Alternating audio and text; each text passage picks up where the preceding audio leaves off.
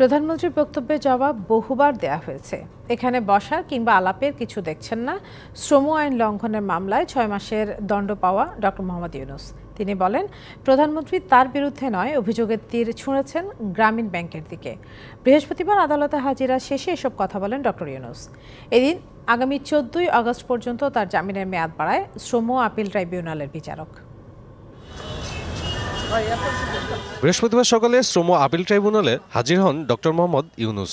শ্রম আইন লঙ্ঘনের মামলায় আবেদন করেন পঞ্চমবারের মতো স্থায়ী জামিনের। এদিন কয়েকজন বিদেশি পর্যবেক্ষকও উপস্থিত হন আদালতে। তবে ডক্টর ইউনূসের এই আবেদনের আপত্তি জানায় কলকারখানা ও প্রতিষ্ঠান অধিদপ্তর। প্রায় ৪৫ মিনিট শুনানি শেষে ১৪ই আগস্ট পর্যন্ত জামিন মঞ্জুর করে আদালত। এজলাস থেকে বেরিয়ে কথা বলেন ডক্টর ইউনূস। জবাব দেন সম্প্রতি তার বিরুদ্ধে প্রধানমন্ত্রীর অভিযোগের প্রেক্ষিতে সাংবাদিকদের প্রশ্নের। আমি এটা শুনলাম এবং তালিকা করলাম ঠিকই বলেছেন উনি। তালিকাতে সবকটাই হলো আমার বিরুদ্ধে অভিযোগ। যে সমস্ত বিষয় উনি উত্থাপন করেছেন অভিযোগ হিসেবে, সেগুলোর জবাব আমরা বহুবার দিয়েছি, একবার না।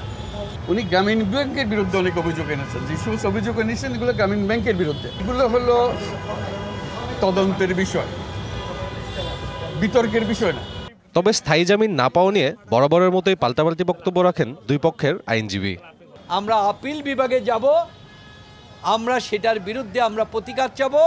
আমাদের ১ মাসের সময় দেওয়া হন।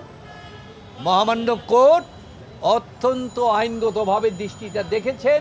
আগামী ১৪ তারিখ ৮ পর্যন্ত আমাদের সময় দিয়েছেন। উনি 18ই মার্চে অর্ডার হয়েছে, কোনো সিএমপি করে নাই, কোনো স্টে পিটিশন ফাইল করেনি। এখন যখন আপিল শুনানি অবস্থায় আছে, বলে আমি আপিল ডিভিশনে যাব এবং 30 দিনের সময় চাই। যাক, আমরা মনে করি ন্যায় বিচারের ক্ষেত্রে আদালত যদি মনে করেন 30 দিন সময় দিতে পারেন দেন।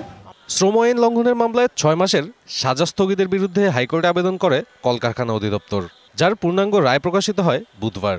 এ রায়ের বিরুদ্ধে আপিল বিভাগে যাওয়ার কথা জানিয়েছেন ডক্টর ইউনূসের। সাব্বির রোজ, ডিবিসি নিউজ, ঢাকা।